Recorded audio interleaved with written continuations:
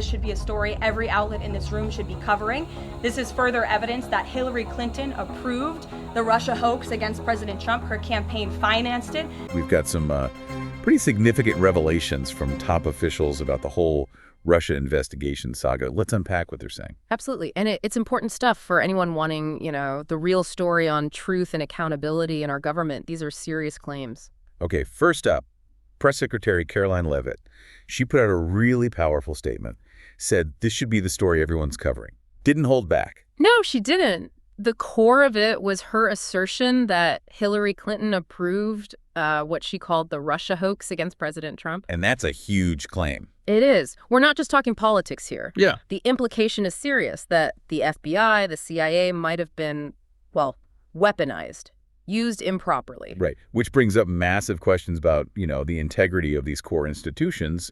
Can you trust them if that's happening? Exactly. And it seems the public is definitely reacting. We've seen comments pointing out how quiet some media outlets are on this specific angle. Yeah, like why isn't this breaking news everywhere? That kind of thing. Precisely. And then there's this other sentiment, a real sense of frustration, maybe even cynicism. Like that one comment basically saying, it ain't happening, meaning real accountability, just another story that fades away. Yeah, and that feeling, it resonates, unfortunately. A lot of people feel that way about government transparency these days. Okay, let's shift to DNI Tulsi Gabbard's post.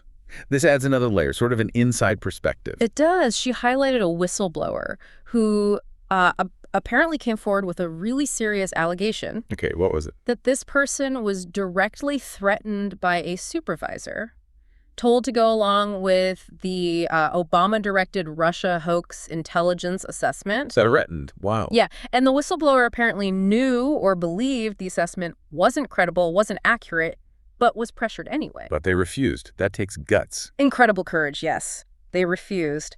And this person's account, as Gabbard shared it, apparently details years of trying to flag this. Trying to expose what they saw as, manipulation, making up intelligence. That's the claim. At the highest levels, they said, government intelligence community. And that the warnings were just, ignored.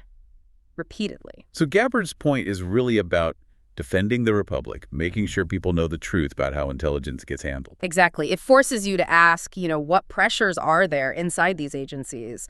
How do they deal with dissent, especially on big politically charged issues? It's a big deal when someone steps up like that, despite the alleged risks. Definitely highlights potential internal struggles. Okay, now let's bring in FBI Director Kash Patel. He dropped something pretty explosive, too.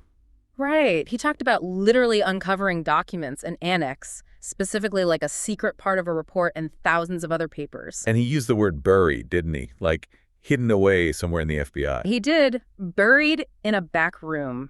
Paints a picture, doesn't it? Suggests it wasn't just misplaced. So what was in these buried documents, according to Patel? Okay, so this connects to the Durham report. Patel claims this highly classified annex confirms compelling evidence, his words. Evidence of what? That the Clinton campaign plotted to frame President Trump to basically fabricate the whole Russia collusion story. Frame him. Wow.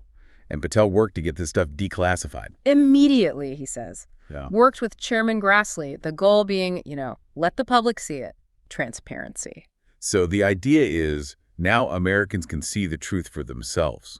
That this whole Russia thing was a disgrace, like Patel said. Yeah, something President Trump and the country just shouldn't have had to endure. That's the perspective. And Patel says this is a step towards justice. More to come.